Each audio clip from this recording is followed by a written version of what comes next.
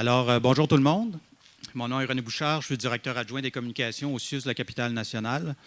Je tiens à vous souhaiter la bienvenue à cette première activité publique dans ce tout nouveau bâtiment. Bienvenue à tous. La façon dont va se dérouler la conférence de presse cet après-midi, il y aura des allocutions de la part du ministre de la Santé et des Services sociaux, le Dr Gaétan Barrette, la députée de Charlevoix-Côte-de-Beaupré, Mme Caroline Simard, et du président directeur général du CIUS de la capitale nationale, M. Michel Delamarre. Une fois les allocutions terminées, il y aura une période de questions qui est réservée aux représentants des médias. Donc, on invitera les médias à poser leurs questions. À la fin de la conférence de presse, il y aura également une visite de 4 secteurs du bâtiment. Donc, on va séparer les groupes en 2 groupes, je dirais. Un premier groupe avec le ministre et un deuxième groupe là, qui va suivre avec les principaux dignitaires. Une fois rendu là, je vous expliquerai un petit peu le déroulement et la façon dont ça va se dérouler. Alors, sans plus tarder, je vais céder la parole au ministre de la Santé et des Services sociaux, le Dr Gaétan Barrette. Alors, merci. Bonjour tout le monde. Bienvenue à cette inauguration aujourd'hui de l'unité d'hémodialyse. Mais avant d'aller plus loin, vous me permettrez de saluer un certain nombre de personnes qui sont ici aujourd'hui, à commencer évidemment par M. Michel Delamarre, qui est président-directeur général du CIUS de la capitale nationale. Certainement, ma collègue, évidemment, Caroline Simard, qui est députée ici du comté, mais aussi adjointe parlementaire à ma collègue, Mme Boulet, ministre du Tourisme. À vous tous et toutes, puis laissez-moi commencer par certaines personnes qui sont évidemment très importantes. Docteur, au pluriel, Simard, parce que vous participez évidemment aux activités de dialyse. Il y a une personne que je souhaitais voir, qu'on me dit qu'il est là, Docteur Charbonneau. Ah, voilà, bon, je ne t'avais pas vu. Alors, néphrologue au CHU de Québec, évidemment, qui, depuis des années, je dirais, participe aux services d'hémodialyse qui sont offerts ici dans la région. On y reviendra dans quelques instants. Mesdames et messieurs, évidemment, les maires et mairesses de la région, en particulier Mme Thérèse Lamy, qui est pro-maire ici à Baie-Saint-Paul. Docteur Paquette, je pense que vous êtes ici, qui présidez la fondation de l'hôpital. Merci de vous impliquer. On ne dira jamais assez à quel point les fondations sont importantes. Mais dans le même ordre d'idée, sur la montagne, des petites franciscaines de Marie, fait plaisir de vous rencontrer aujourd'hui parce que ce sont des soins dont on parle et on sait l'implication historique des religieuses dans les soins, dans l'éducation au Québec. Et je suis bien content que vous continuiez vos activités. Présidente du comité des usagers, Mme Louise Desgagnés. Bon. C'est pour vous qu'on fait ça. Je suis sûr qu'au premier chef, je pense que vous représentez les gens les plus heureux aujourd'hui de l'annonce que l'on fait aujourd'hui. Évidemment, vous me permettrez de saluer aussi M. Louis-Alexandre Langlois du groupe Pomerleau, qui était à la tête de la construction de cet immeuble, M. Éric Gagnon de la Société québécoise des infrastructures. Vous savez, je vais vous dire une chose que je dis à chaque fois que je fais une annonce, soit qu'on va faire quelque chose ou qu'on inaugure la chose qu'on a dit qu'on allait faire. Alors, un des grands défis, et probablement le plus grand défi au Québec dans le système de santé, contrairement à ce que les gens peuvent bien penser, ce n'est pas l'accès à la première ligne, même si c'est un enjeu, mais bien les infrastructures dans lesquelles on travaille. Les infrastructures, là, c'est un outil de travail et l'infrastructure conditionne la qualité des soins qui sont offerts. Ne serait-ce que par un environnement qui est convivial, l'attraction du personnel, la rétention du personnel. Et aussi, je regarde des gens qui sont probablement récipiendaires d'hémodialyse ici. Un environnement qui est plus confortable et plus convivial a un impact sur l'épisode de soins, la récupération. Les infrastructures au Québec sont vieillissantes. Vous connaissez mieux que moi la situation qui prévalait auparavant. Il y avait lieu d'aller de l'avant. Et quand on parle d'infrastructure et quand on parle d'hémodialyse, je pense que c'est assez clair que de passer à une unité mobile qui donne de l'hémodialyse, à l'unité qu'on inaugure aujourd'hui de 6 chaises d'hémodialyse modernes dans un environnement confortable, je pense vraiment que ça change la vie des patients qui sont dialysés. Et évidemment, on peut faire ça parce que c'est un travail d'équipe qui commence par, évidemment, les néphrologues auxquels je faisais référence au CHU de Québec, Dr Charbonneau, mais aussi au travail d'équipe parce qu'on sait qu'en dialyse, parfois, il y a des moments qui sont plus critiques. Ça arrive. Il faut des gens sur place qui puissent prendre la relève si nécessaire. Et évidemment, je suis heureux de constater ici que c'est le cas. Alors, la réforme que l'on fait, vous le savez, c'est une réforme de soins de proximité. C'était donc évidemment fondamental que pour un soin qui, quand moi j'étais sur les bancs d'école, était un soin très spécialisé. L'hémodialyse, quand j'étais sur les bancs d'école, il fallait se déplacer. C'était pas quelque chose qu'on faisait même à domicile, à part la dialyse péritoniale. Au fil du temps, tout le monde a été bien obligé de constater que il y a moyen de faire ça différent. Il y a moyen de superviser ça à distance. Et oui, il est possible de faire de la dialyse en région. Et c'est pour ça qu'on annonce ici, pas on annonce, mais on inaugure cette unité d'hémodialyse, qui est plus grande que les besoins de la région. Actuellement, il y a 11 patients qui reçoivent des traitements d'hémodialyse. La capacité d'une chaise, elle est plus que ça. Évidemment, il y en a 6. Pourquoi il y en a 6? C'est aussi parce que vous vivez dans une des plus belles régions du Québec et les dialysés ont une vie normale. Et ça arrive que les dialysés voyagent. Et c'est tout à fait normal dans une région comme ici d'avoir la capacité de permettre à des gens qui se déplacent de venir dans des saisons touristiques, passer quelque temps dans la belle région de Charlevoix. Donc, on a une capacité ici qui excède le besoin actuellement documenté. Mais ça, c'était un point. Permet à des gens de venir ici, mais dans tous les cas de figure, il est clair qu'avec le vieillissement de la population, on s'attend à ce que le nombre de dialysés augmente. Et il est clair qu'avec 6 chaises, plus une chaise en relève, on sera capable de faire face à d'éventuels besoins dans Charlevoix pour des décennies à venir. Alors aujourd'hui, c'est une excellente nouvelle. L'inauguration d'une partie ici de l'hôpital que nous avons rénové. Les travaux sont tout à fait dans les temps, c'est très, très clair. Bon, évidemment, il y a l'événement du G7 qui va faire en sorte que nous prendrons possession et mettrons en opération le reste des équipements ici, essentiellement en septembre, mais nous sommes dans les temps et nous sommes à l'intérieur du budget. J'en suis très fier parce que les projets que nous avons annoncés ont tous été comme ça, toutes fins utiles. Alors, ce projet ici est un succès en soi, mais sur le plan administratif, c'en est un aussi.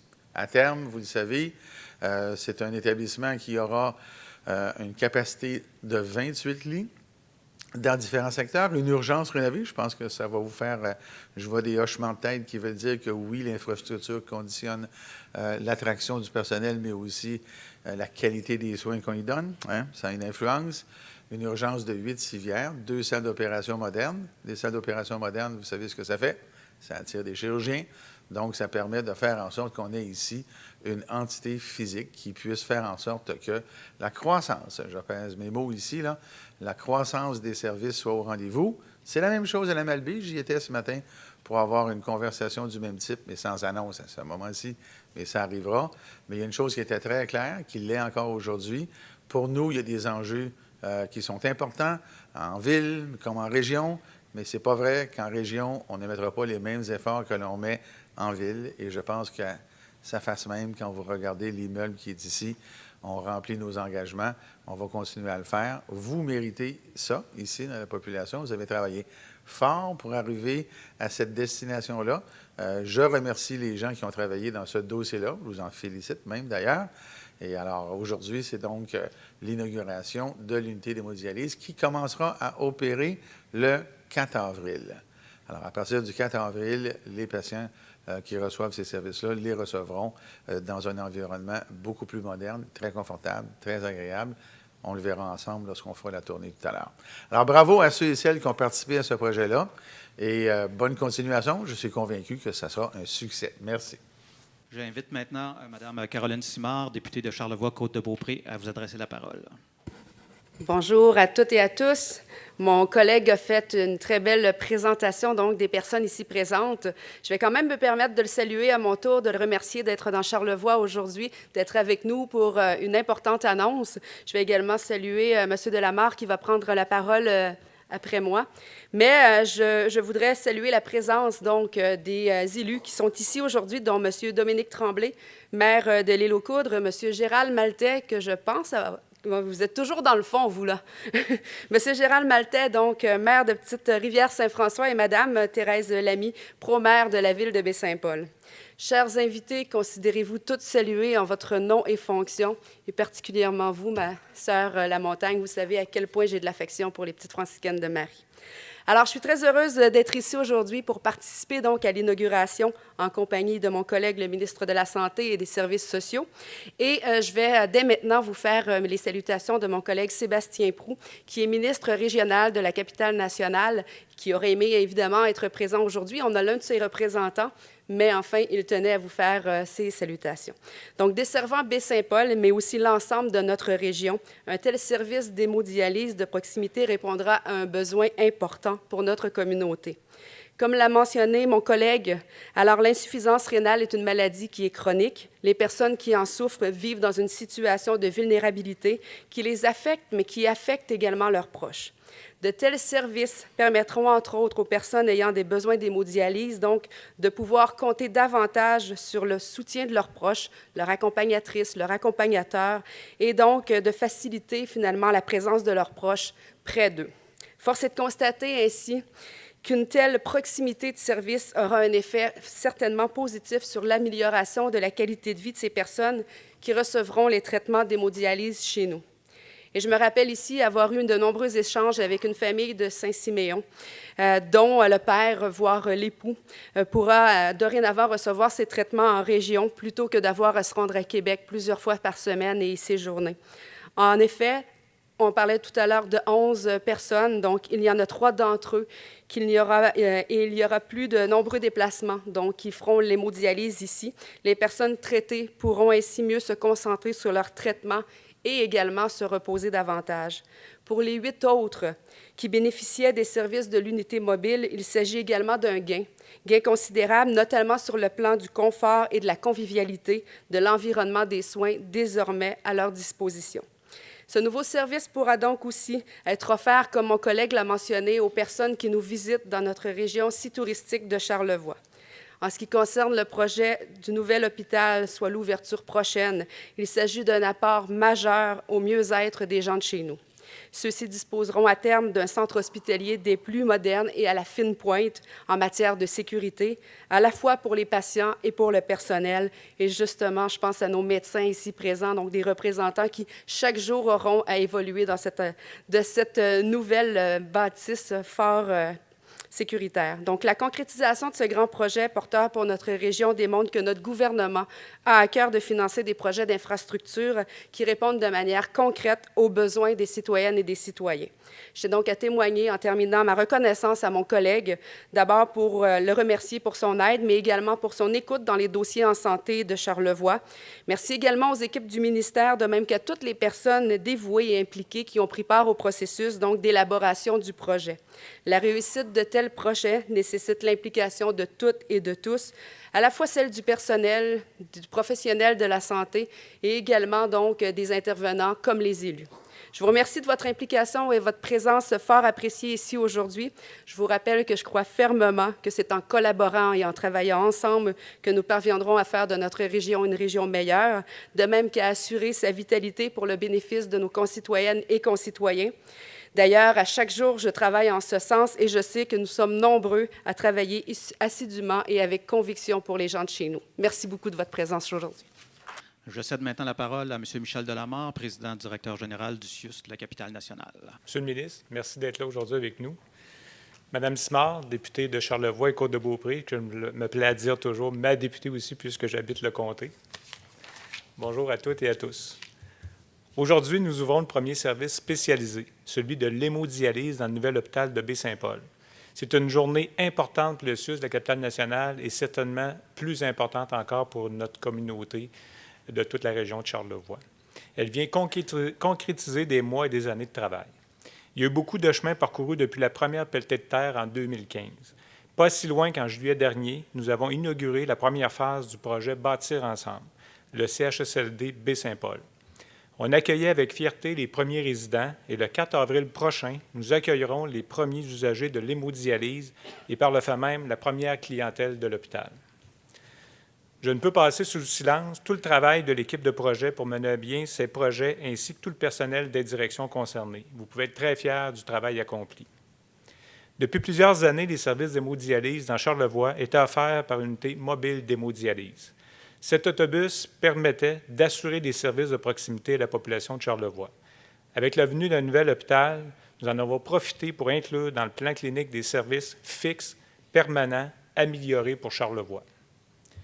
Comme le mentionnait Mme Simard, dorénavant, avec les 6 chaises, soit 2 chaises de plus qu'à l'unité mobile actuelle, la totalité des personnes souffrant d'insuffisance rénale requérant des traitements sera traitée ici dans la région, ce qui signifie que les gens n'auront plus à se déplacer à Québec pour avoir des services d'hémodialyse. Il faut savoir qu'actuellement, 3 personnes sur 11 avaient à se déplacer à Québec pour recevoir leur traitement. Le service répondra à la demande et sera offert 3 jours par semaine.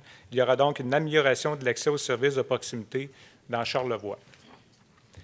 Les services d'hémodialyse seront entre autres assurés par une équipe interdisciplinaire formée d'un pharmacien, d'un spécialiste en génie biomédical, de 2 infirmières et d'un préposé assurera les services en collaboration avec les néphrologues du CHU de Québec, dont les représentants, Dr Charbonneau et la responsable aussi qui est ici avec nous aujourd'hui. Quant à notre personnel, il est actuellement en formation de manière à être fin et prêt à traiter les usagers. Ce premier service est le prélude à la mise en place des autres services en septembre. D'ici là, il reste encore du travail pour le personnel du CIUS avant de pouvoir ouvrir définitivement tous les services de l'hôpital. Même si d'un premier regard, il semble terminé, au cours des prochaines semaines, le travail de préparation pour rendre l'hôpital fonctionnel, prêt à accueillir sa clientèle, se poursuivra. Environ 140 personnes s'affairent actuellement à préparer les espaces cliniques, simuler les processus de travail, installer et faire la mise en service des équipements médicaux, configurer les outils de travail et bien d'autres opérations actuellement. Pour vous donner une idée, de mai à juin, environ 450 personnes de l'hôpital seront formées pour un total de près de 11 000 heures de formation pour l'utilisation des nouveaux équipements, l'application des processus de travail révisés. Le travail se poursuit de manière à pouvoir effectuer le déménagement en septembre, comme le ministre l'a mentionné antérieurement. D'ici là, profitez de la visite qui vous est proposée dans quelques minutes pour découvrir les services d'hémodialyse et prendre par vous-même connaissance de ce magnifique hôpital de Baie-Saint-Paul. Vous allez y découvrir à quel point l'entreprise Pomerleau et la SQI ont voulu que cet hôpital soit à l'image de Charlevoix. De magnifiques paysages de la région sont intégrés un peu partout dans l'hôpital. Un coup de cœur, vous verrez les magnifiques têtes de lit à l'unité de courte durée qui proviennent d'un concours de photos organisé par Pomerleau pour les gens d'ici et qui viennent égayer les chambres. Vous verrez plus tard. Donc, félicitations à tout le monde et bonne visite. Merci beaucoup. Bonjour, Émilie Desgagnés, c'est Yasso Charlevoix. Je voulais savoir qu'est-ce qui allait arriver avec l'unité mobile, avec l'autobus. L'automobile, à partir du moment où on n'en a plus besoin ici, localement, va être utilisé à Port-Neuf. OK. De façon fixe. De façon fixe. Il va rester à Port-Neuf, Oui. Puis combien de personnes étaient formées pour ce service d'hémodialyse ici? Je n'ai pas le nombre de personnes exactement, Michel, peut-être là-dessus. 4 personnes. 4 personnes. 4. Parfait. C'est Merci. tout? Parfait. Bonjour, Mariana Joie, journaliste à CIMT. Donc, juste pour comprendre un peu, quelqu'un qui a besoin d'un service d'hémodialyse, ça ressemble à quoi un service? Ça dure combien de temps et combien de fois par semaine que ce patient nécessite un service d'hémodialyse? Oh, là, vous me posez une excellente question. Je vais vous donner une réponse plus étendue. À commencer par dire que lorsqu'une personne... l'hémodialyse, c'est pour traiter des gens qui sont en insuffisance rénale. L'insuffisance rénale, c'est une maladie chronique qui commence par un début d'insuffisance rénale. Vous êtes chez vous, vous n'avez pas besoin de dialyse. Mais on sait que l'évolution, par exemple, si vous aviez ça, va vous amener un jour à la dialyse. C'est pour ça qu'on est capable de dire il y a tant de personnes dans la région qui sont en pré-dialyse, puis un jour arrivent à la dialyse. Bon. La dialyse, quand on arrive à ça, c'est parce que le rein ne fonctionne plus, ne peut plus éliminer les déchets du corps humain. Il y a 2 options. Grosso modo, là, la dialyse péritonéale, soit vous pouvez faire ça vous-même à la maison, ou bien l'hémodialyse, ça signifie que 3 fois par semaine, vous devez aller dans un endroit où il y a une machine. Quand on dit chaise de dialyse, c'est parce que c'est une chaise à côté de laquelle il y a une machine dans laquelle circule votre sang, la machine extrayant les déchets pour que vous puissiez vivre normalement. Cette séance-là, elle est obligatoire. Pas de dialyse, pas de survie. C'est vraiment comme ça. Alors, vous, pour survivre, vous avez besoin 3 fois par semaine aller dans un endroit où il y a la machine en question, avoir une séance de 3 heures, puis grosso modo, on va dire 4 heures, parce qu'il y a un avant et un après. Alors, 4 heures de temps où vous avez à aller extraire ces déchets-là de votre sang par l'hémodialyse. C'est 3 fois par semaine, 52 semaines par année, à vie. Alors, ça, c'est vital. Alors, c'est pour ça que tantôt, j'insistais sur le fait que ces gens-là qui sont hémodialysés, ça change leur vie. Et ça change leur vie dans tous les sens du terme. Même aussi pour se déplacer, des loisirs, des vacances, et ainsi de suite. Alors, quand on est atteint d'insuffisance rénale et que le traitement qui est optimal est l'hémodialyse, bien, il y a lieu d'avoir, pour cette personne-là, un environnement, une organisation la plus confortable possible, compte tenu de l'ampleur de la situation. Parfait. Si je reste dans le dossier d'hémodialyse, mais je me transporte du côté de Rivière-du-Loup pour mes collègues, Oui. les appels d'offres ont été ouverts dernièrement. Est-ce qu'on sait quand est-ce que les travaux pourraient commencer du côté de Rivière-du-Loup? Alors, on va regarder les appels d'offres et lorsqu'on arrive à l'ouverture de l'appel d'offres, après, ça déboule. Et c'est pas très long. Ça dépend de l'ampleur de ce que l'on va installer. Alors, à Rivière-du-Loup, c'est quelque chose qui va aller très rapidement parce que ce qu'on a autorisé, c'est justement ça, c'est du confort. Vous savez que la dialyse se fait essentiellement à Rimouski ou à Montmagny. Et pour le confort des gens, on a autorisé des chaises, pas en grand nombre, mais assez pour desservir la population localement. Aujourd'hui, comme j'ai dit dans mon allocution, on est dans un autre univers. Avant, c'était quelque chose qu'on ne pouvait pas faire ou qu'on choisissait de ne pas faire. Aujourd'hui, on peut le faire. Alors, la construction, en fait, je dirais les aménagements, parce qu'on parle plus d'aménagement que de construction, à Rivière-du-Loup, c'est quelque chose qui va être très rapide. On parle ici de mois et non d'années. C'est quelque chose de mineur. Alors, nous, notre gouvernement, on a vraiment eu l'intention et on le fait d'amener la dialyse en région. Alors, vous avez un bon exemple, Rivière-du-Loup. On le fait à Montmagny, on le fait à Saint-Anne-des-Monts, à Chandler, à Gaspé, à Bécomo, on le fait en Abitibi. Partout où on a ça, on le fait. Mais il y a encore des décisions à être prises. Mais vraiment, pour nous, là, la dialyse aujourd'hui, avec la collaboration des néphrologues, parce qu'il faut avoir ça aussi, des équipes qui peuvent superviser à distance, bien, on a démocratisé là, ce service-là pour ça. Je vais vous donner l'exemple le plus spectaculaire. L'avant-dernière annonce que j'ai faite, la dernière, c'est aujourd'hui. L'avant-dernière que j'ai faite, c'était aux Îles-de-la-Madeleine. Aux Îles-de-la-Madeleine, on vient de mettre 4 chaises. 4 chaises parce que les gens quittaient. Il n'y a pas le choix, là. Il n'y a pas 3 heures d'auto, là. Alors, quittaient les îles pour aller vivre ailleurs, pour être dialysés, parce que c'est vital. Alors, on a choisi pour eux comme ailleurs d'amener le service sur place. Vous savez, l'autobus, ça faisait le travail. La machine faisait sa dialyse avec la même qualité que ça va se faire ici. Mais l'environnement d'un autobus, on s'entendra que ce n'est pas exactement le même environnement que vous allez voir ici. On s'apprête à faire une visite de ce nouvel hôpital. Vous êtes satisfait de voir où qu'on en est rendu, justement, l'avancement des travaux? Bien, les travaux sont presque terminés, hein, évidemment. On n'a pas terminé complètement, mais oui, on est satisfait. On est dans les temps, dans les budgets. En fait, c'est un projet qui aura coûté dans les faits moins cher que ce qui avait été prévu. Et la qualité des locaux, ne serait-ce que parce que vous voyez ici, est plus qu'au rendez-vous. Et je le répète, ça change la façon dont on dispense les soins. Ça change aussi l'expérience de la réception de ces soins-là. Et c'est un grand enjeu au Québec parce que nos hôpitaux sont vieillissants. Vous savez, les hôpitaux au Québec, là, peu de gens savent qu'il y a plus de 150 installations qui ont été construites dans les années 50 et début des années 60. Les religieuses le savent parce qu'ils étaient là-dedans. Ils sont encore en opération. Alors, on a, à un moment donné, c'est des immeubles, hein, comme n'importe quoi, ça a une durée de vie. Et là, on arrive à une époque où on doit les renouveler. Pour les renouveler, il faut avoir les moyens. J'ai besoin de vous faire le discours politique que si on ne gère pas bien les deniers publics, on ne peut pas rénover les hôpitaux et on ne peut pas faire ça ici. Oui, bonjour, Gilles Fizet du Charlevoisien. Premièrement, première question, pourquoi il y en avait 3 qui étaient obligés d'aller à Québec? Quand il y a des situations, puis je ne vous le cacherai pas, là, ici, c'est une grande avancée.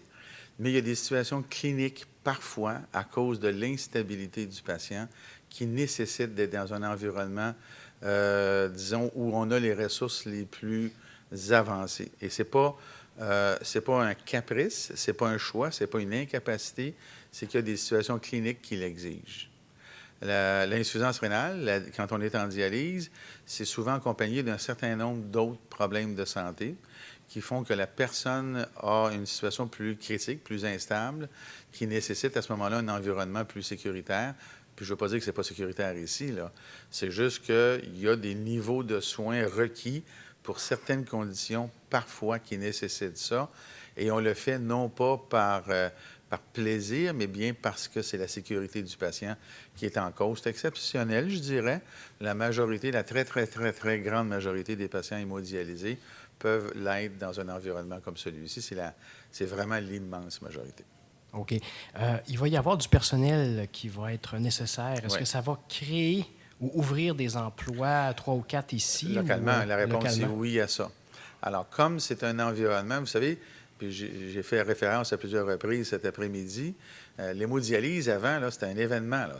Ça demandait un environnement très contrôlé et ainsi de suite. Aujourd'hui, avec le temps, on a développé, les néphrologues ont développé des techniques qui faisaient en sorte qu'on pouvait faire une supervision à distance.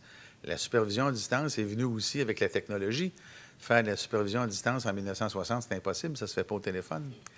Alors là, aujourd'hui, on sait qu'on est capable de le faire et je vous dirais même que la première équipe, à ma connaissance, qui l'a faite, la supervision à distance, c'est celle du CHU de Québec. Alors, cette supervision-là se fait à la condition qu'aux deux extrémités, il y a un moyen de communication fluide, on l'a, mais qu'il y ait des personnes compétentes à chaque bout. Alors, ça demande à des personnes qui travaillent ici, oui, l'embauche, mais qui mais qui reçoivent une période de formation spécifique en hémodialyse qui, elle, se fait au CHU de Québec. Alors, la personne, l'infirmière, dans le cas présent, qui va avoir cette formation-là, va être exposée à une grande unité d'hémodialyse où tous les événements qui entourent, parce qu'il y a toutes sortes d'événements qui entourent une séance d'hémodialyse. Vous savez, des fois, une séance d'hémodialyse, il y a des périodes plus critiques, sans entrer dans le détail. Alors, des chutes de pression, des choses comme ça, là, c'est des situations de choc. Et même des fois, vous avez des arrêts cardiaques, là, chez les personnes les plus malades. Alors, la personne va, pendant quelques semaines, se former au CHU de Québec, revient avec cette expertise-là, et avec la supervision, bien, tout le monde se connaît, l'expérience, et ainsi de suite, avec la collaboration, évidemment, des médecins qui sont ici, les médecins de famille, qui, dans des situations plus critiques encore, peuvent prendre la relève momentanément. En fait, plus que prendre la relève, on va dire ça comme ça. Alors, la collaboration entre tout ce monde-là, mais ça fait qu'on peut faire de l'hémodialyse ici de façon aussi sécuritaire qu'on le ferait au CHU de Québec. Mais c'est quelque chose qui n'était pas possible, ça, en 1960-70. OK, donc ça fait un emploi d'une infirmière spécialisée. Non, ça fait plus, parce que là, c'est 4 postes. 4 postes, OK. C'est parce qu'il faut comprendre que c'est ça, c'est des services qui sont donnés à l'année longue, il y a une rotation et ainsi de suite. Alors, c'est 4 postes. OK. En fait, la grosse différence avant, c'était l'autobus du CHU qui venait avec son personnel. Maintenant, c'est notre personnel qui est formé par le CHU et soutenu par les personnels du CHU aussi. OK. Merci. C'est bon? Alors, voilà. C'est des salles, même calibre, même type que vous verriez dans le même magasin moderne. Il manque quelques éléments. C'est des éléments d'ordre pour comment ça va faire. Ça fait une vidéoconférence aussi. Alors, on commence par Vous Émilie. nous direz quand vous serez prêts. Regardez ici pour commencer. Quelqu'un va faire 3, 2, 1? 3, 2, 1. Non, c'est Moi, la personne mon collègue ici. Vous êtes prêts? Oui. Ah.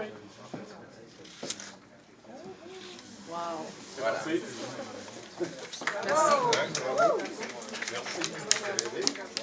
L'hémodialyseur, c'est l'appareil auquel est branché le patient. Vous avez ici les bras qui sont larges parce que le patient va avoir son bras là-dessus et qui va être connecté à la machine qui fait les échanges. On appelle ça comme ça. C'est l'extraction des déchets qu'on a dans le corps humain. Comme vous voyez ici, c'est construit pour que l'infirmière puisse en même temps surveiller 2 patients.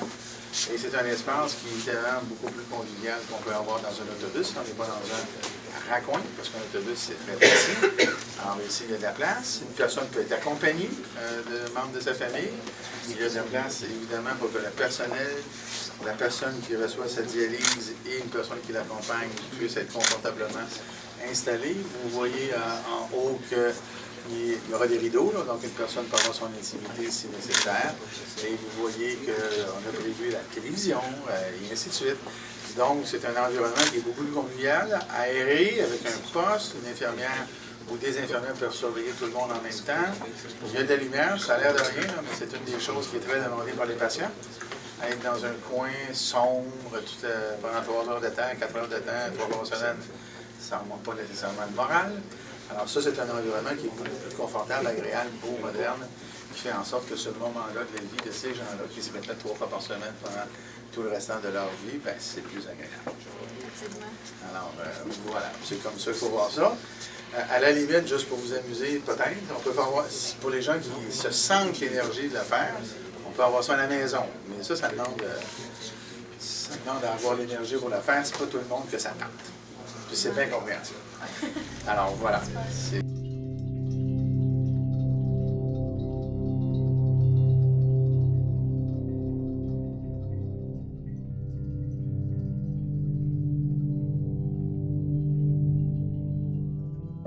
Qui est isolée, elle se ferme.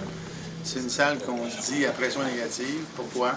Parce qu'une personne qui est en dialyse, en général, elle a une immunité qui est un petit peu différente de nous tous et toutes ici. Alors, parfois, il est nécessaire pour cette personne-là, pour sa protection et la protection des autres, d'être dans un environnement qu'on dit à pression négative, c'est-à-dire que l'air reste ici et elle est un peu en isolation pendant la période de son traitement. Alors, c'est pour ça qu'il y a des portes. Et cette personne-là qui est ici, bien là, sa salle de bain, elle a un environnement qui est fermé. Et ça, c'est très, très moderne. C'est tout aussi moderne que ce que vous verriez dans un hôpital universitaire. Ce qui fait qu'à Baie-Saint-Paul, dans Charlevoix, on amène vraiment un équipement qui peut faire face à tous les cas de figure possibles. Donc, une personne qui est dans cette situation-là, qui normalement devrait s'en aller dans des équipements comme ça à Québec, mais reste ici.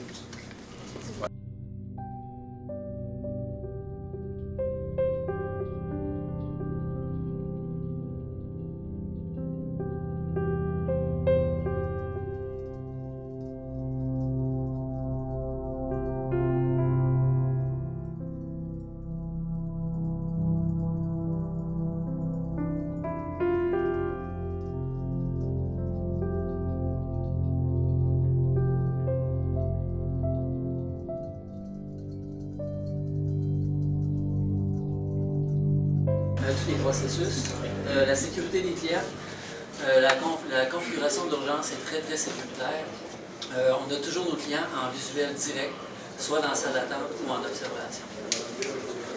On ne parlera pas de la prévention des infections. Ceux qui avaient visité l'ancienne urgence, il y avait un petit rideau qui séparait les infections. Maintenant, on a des murs qui séparent. Donc, on est au nord de la prévention des infections. C'est très sécuritaire et on en est très fiers. La salle de choc, mon petit joyau. Je suis un gars d'urgence, ça fait 20 ans. Malheureusement, je ne travaillerai pas ici, je vais être dans mon bureau là-bas. Mais je vais aller regarder de loin. Très fonctionnel, 2 civières prêtes à attendre n'importe quel type de cas. Ici, on a un centre de traumato primaire dans Charlevoix, ici à la Baie-Saint-Paul. Donc, on va équiper cette civière-là plus pédiatrique et l'autre plus adulte. Évidemment, la confidentialité de la clientèle. On parlait de rideau tantôt, on pose des questions aux clients dans le A et c'est le G qui répond des fois. Maintenant, étant donné que c'est des cubicules fermés, ça va être beaucoup plus confidentiel. Le poste de travail vitré va améliorer aussi grandement la confidentialité. Le plus gros facteur, l'attraction, un des meilleurs facteurs selon moi, facteur d'attraction et de rétention personnelle pour Charlevoix. L'attraction est difficile en région. Le fait de travailler dans un environnement pareil va vraiment faciliter l'attraction. Moi, à chaque fois que j'ai une agence de main-d'œuvre qui vient de temps en temps, j'en profite pour leur parler de la nouvelle urgence. Donc, les gens sont vraiment intéressés et ça fonctionne. Au niveau médical aussi, ça fonctionne. Travailler dans un environnement moderne, fonctionnel et sécuritaire, tout le monde a voulu travailler là. J'ai fait ça vite, mais est-ce que vous avez des questions?